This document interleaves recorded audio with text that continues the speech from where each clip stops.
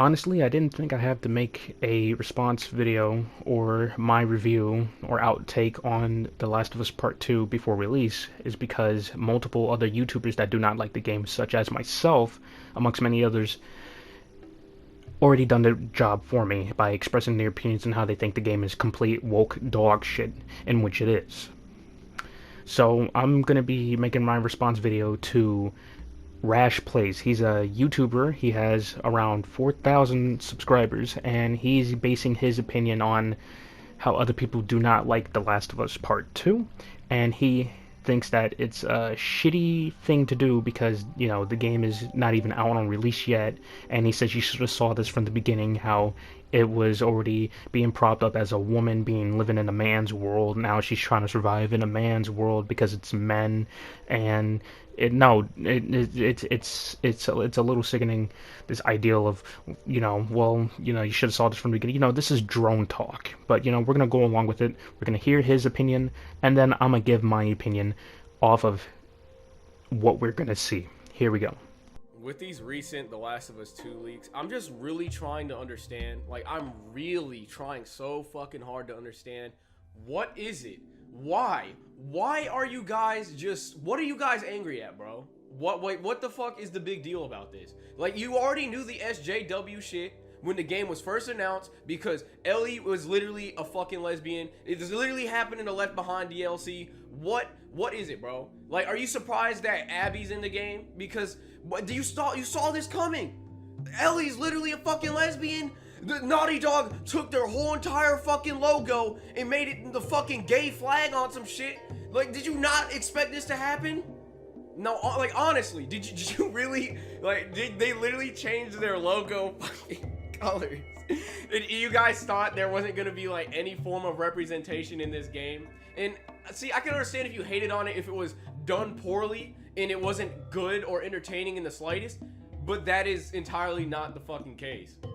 Again, it fits with the narrative of The Last of Us, and if I had to really explain that to you, maybe you didn't pay attention to the fucking story of the first game, honestly. No one was asking for this to be a fucking thing. No one was asking. In fact, to my opinion, wouldn't even count this as being directly canon until The Last of Us Part 2 is finalized. Because this wasn't intended to be her own lonesome thing in the story. This was mainly just a story about her and Joel protecting one another's back, and Joel raising her to be a fine young woman. This is how the writing was supposed to go in the original game. He protected her from everything he could. He wanted to be a dad again. He tried so hard to give his love and affection. He never thought he would love Ellie in his life. Joel did his job. He did his part. That was it. Nothing to it. What really got me fucked up is that he decided to lie to her about the surgery that she was supposed to have, which would indefinitely kill her, but saved everyone else and the future foundation of humanity in the game. That was it. Nothing else to the story, nothing about this having a gay sex, kissing scene or whatever. I didn't play Left Behind, I didn't want to, because I was told and spoiled already that that'd be in the game, and I said, well, this ain't really main part of the game. This doesn't affect me. This doesn't affect the core element of the game. Okay, she's in the girls. I don't really care if she's in the guys or not. That's not really it. The main focus is that she's basically the next character of the series. She's being propped up to be just the main character of the next game. That's it. Nothing else should matter. But no. Naughty Dog went out their way to make little flags. Here we go, this and that. I've seen a lot of companies where I got my products from growing up, and then they want to swap out their actual logos with a translucent flag behind it. And then after that, I just said, no, I don't want these products anymore. They don't really suit my needs anymore, because at the end of the day, they were just luxury, and now they just have this purpose of endearment to minorities that no one really asked for, and that makes your entire rest of the community feel like you don't give a shit. You just want to push an agenda. You see, that's how this is being propped up to be. You're propping things up to be an agenda pushing thing, whether or not you think that it's going to help your consumer base and grow your fan base, which actually never works. And for many years, it never works. Companies should know this by now. It never works because they're either being greedy or they want to push an ideal because they're affected by whatever feelings they have and they want to put it into their entertainment, which is nothing they should really do directly because it's going to definitely affect the core base, which it has. And now they're not going to make a lot of money from this. So that means whatever ideals you had, even though you justifiably had it right or wrong, and you're placing it into a product that you want multiple people to buy, and then you have to find out that 90% of the customers that would likely buy this product from your previous product that are not buying it anymore, guess whose fault is that? Because someone had to push this outlandish idea into the game, whether or not you feel like it was right or wrong, because you're trying to justify the reason why you have it in the game. You're pushing a product, and you already know your core fan base. That's totally fine if you want to swap up. Mind you, you are a business. You are a business. You have to stay with your core fan base. You substantially established your fan base with what product you've already made and the people you want to be there. You can't sit there and put these little gay clues and these little, these gay crumbs and then be like, oh hey, she was gay from the beginning. You should have noticed before the Left Behind DLC. What? Shoot, I mean, the only thing that I realized was Joel's long-lost friend who actually had a gay relationship with another guy that was, like, subtly hinted at, right? But that was cool, because it wasn't being thrown and shoved down people's necks, you know? It was right there. Ellie opened up the book. It was a Playboy magazine that had men on it. It was hinted that the guy was gay. I was like, oh, okay. Shit, that flew right by me the first time. Yeah. Oops. She had a magazine. Joel told her to put it down in the car, and she tossed it out the window. Okay, maybe she doesn't like dick. I mean, she's a little girl after all. She shouldn't be worried about it in the first place. Why would she, She's a little girl. She should not be worrying about that. In the original concept of The Last of Us, only the females would get cordyceps. And that was going to be what The Last of Us originally was, until Neil Druckmann was inspired by the phony Anita. In the Last of Us video, I already expressed how I felt about Anita and this situation with Neil Druckmann. Games. I'm a fan of games. I'm not a fan of video games. I've been playing games for most of my life. I'm not a fan of video games. I actually had to learn a lot about video games in the process of making this. She loves video games. She's so passionate about them that she feels they're worth fighting for. I'm not a fan of video. Her bullshit agenda that she's pushing, we all fucking hate it, and it's fucking ass. Anita fucking loser poser, platform taking advantage of the fucking liar snake. But I guess I had to better clarify for you guys that I guess can't connect the fucking dots. Basically, at first he was alienating women and making them exclusive to cordyceps in the first game. So realizing that this would be an issue because Neil Druckmann would be alienating women, that's why he made the cordyceps affect people. And this whole entire story of a man's world that he was originally going to tell with the original Last of Us, because all the females were going to have cordyceps and males weren't going to be affected by cordyceps.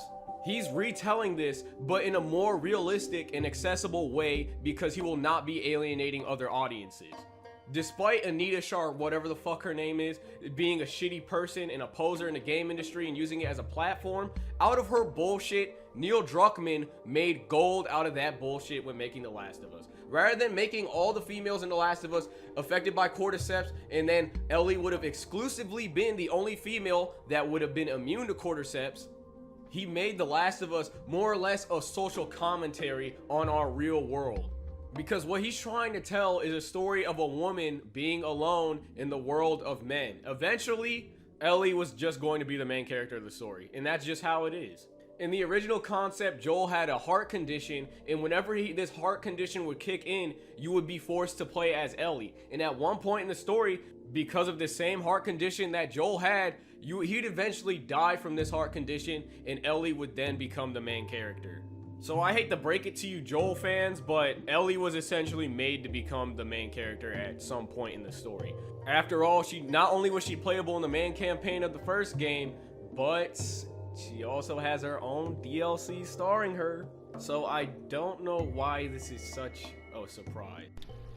I agree with you that she was being propped up to be the main character. It's just no one cared about her being gay, and they didn't need to emphasize that she was gay. She didn't. No one needed that to be the case. No one wanted that to be the case.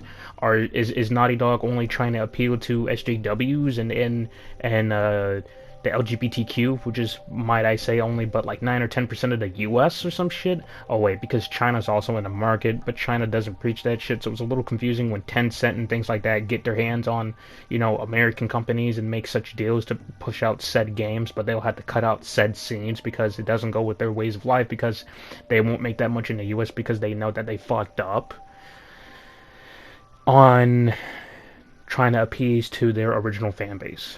I mean, a good example is, right, Star Wars. They ruined that for me.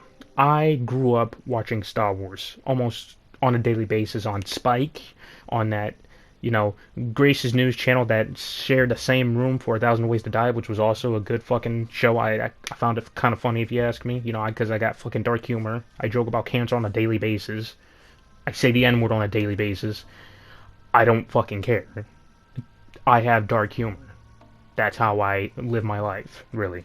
And I get by it every day because this is the reality. Dark humor is the reality. That's just my opinion. And it goes out pretty well for me.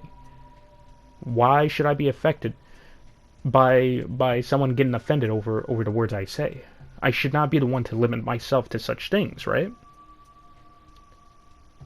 I should not be the one to appease somebody because they don't feel included. I'm an individual as well, and as an individual, I have the right to say, I don't feel like including you to something that isn't particularly pertain to you. I can just make something that's just for me, and if I already have an established fan base to it, I'm gonna stick to it because this is what's making me money. Now, if you want to strongly not make money, but you want to push this thing out, that's totally fine. But then you complain about no one buying your product. That's a different issue in itself. That's basically going against the original plan you had before, which was to push your idea out and to get your word out on how you feel, right? That's what these game companies and these entertainment fields and these movie producers and these development teams in the video game world want to do. And then they complain about how much money they're not making. Well, guess what? That's shit. It sucks to fucking suck. And it does suck that we're not playing as Joel in The Last of Us 2, but there's a just reason for that. Because he wouldn't fit in this narrative that Neil Druckmann is trying to tell. And that is, Joel has a penis, therefore he is a man, and that means he is evil. Again, please keep in mind, Joel was going to die in the original concept and Ellie was inevitably going to take over. Neil Druckmann is trying to tell a story about the horrors of men. And please, God, don't take that statement the wrong way. What I mean is a world where only men exist and we basically, it's like a free-for-all. Nobody is giving a fuck. And it's brutal, it's disturbing, and it's graphic. Well, that's the whole point about having a zombie-infested apocalypse, honey bun. Nothing is always sunshines and cupcakes. You gotta realize out there's gonna be some horny men. There's gonna be some vicious, crazy men out there, and some women too. I've seen some crazy shit. I don't know if you realize this, but women can do basically the same thing men can, just a little weaker. That's it. They are basically half the strength men could, but they can still do essentially the same damn thing. They're just weaker, and that is fact. They can sedate men and date rape them, for an example. Women can be twisted too, honey bun. It ain't always sunshine and cupcakes. And you'd think this would have been conveyed enough throughout the first game, considering that you're protecting a little girl from all of these crazy ass men, these scavengers, these bandits, whatever you want to call them. They're merciless, and this is real. This is the horror of man in the real world. Don't forget to include the feminists and women on everything, since they want to be a part of everything. They want to feel included in all, you know. That also goes for rape and sex allegations and drugging and killing men and women of all sorts, being racist and things, you know. Don't forget to include the feminists and the women, because, you know, they want to be on par with men on everything, especially being sadistic and chauvinistic and things like that, you see? So give the feminists what they want. They want to be included on everything. Let's give them the dark things about men as well. Don't we? Should we? Yeah, I think so. I think that's fair. Let them be included. They're evil, just like men. Everyone has their own dark stories and times and shit like that. So yeah, let's not exclude them from being the pigs that they are. Because they can do basically the same shit, just a little weaker. That's basically it. They can drug men like men has drug women. I don't even have to say it again. I don't even have to say it again. They basically do the same shit. Just twice as weak and as frail as they are. That is not me attacking women, that's just me stating a fact. Men are stronger. And whoever gets offended by that, get over it. The world is so shitty in The Last of Us that at some point in the story, a man tries to rape Ellie. She's alive.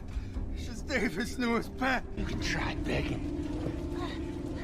Fuck you. You think you know me? Huh? Well, let me tell you something. You have no idea what I'm capable of. Ellie!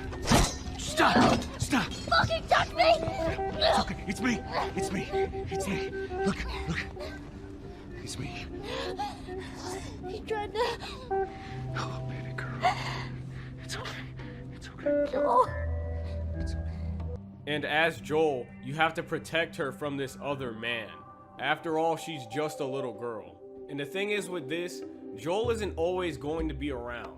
And Ellie, in order to protect herself from these men, she kinda has to become one herself.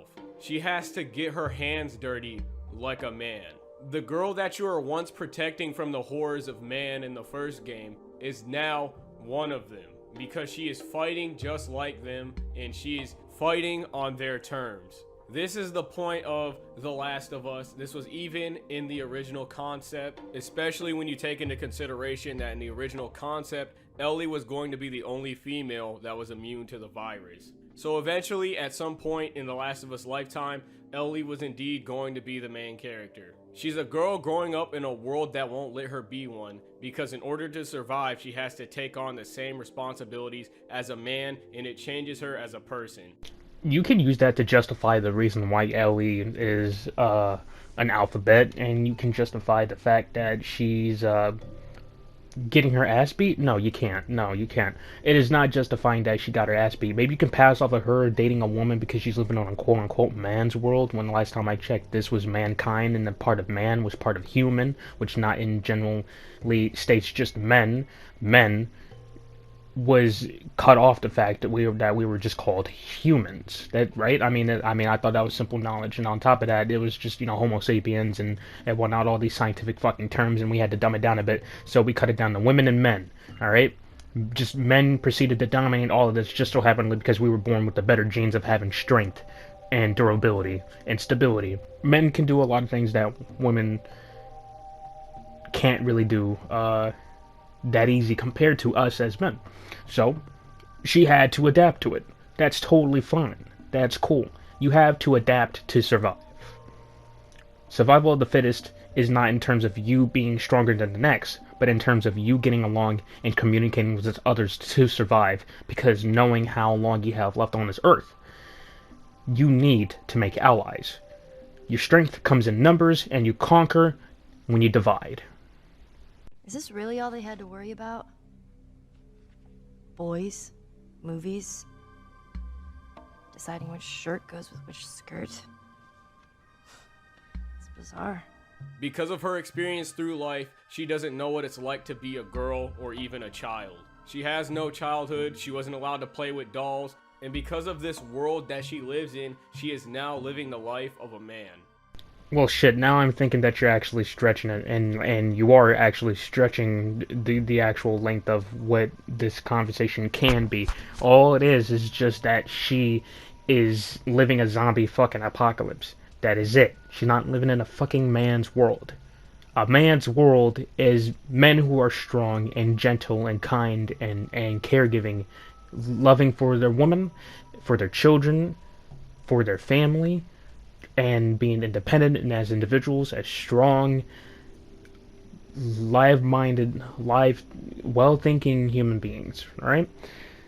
This man's world of being, you know, perverted pigs and killers isn't what a man truly is. So get the notion off your mind that men are evil, sadistic pigs, and realize that not everyone out there are assholes and evil psychotics that just want to rape women and kill children. You must understand this. You know, like I know, living in the men's world does not equate to sadistic shit. Alright? It does not equate to harm. So get that notion out your fucking mind real quick, bro. Unless I'm just gonna assume that you're a soy boy sissy and that just preaches the liberal media like usually what I see on every game industry topic and or the news that is nowadays appearing on the TV screens. So other than that, I hope you guys enjoyed the video. This is my response to, like I said again, Rash plays in his response to the leaks and discussions that were appearing on The Last of Us 2. I'm still working on my Rainbow Six Siege videos. I got some funny ass fucking moments and clips that you guys are really gonna enjoy. This the humorous bullshit that I'm doing with my friends and stuff. It's real fun. Hope you guys love and enjoy the video. Oh, what's this? A video that I actually did not stole because of copyright and actually had a permission? Whoops. On air.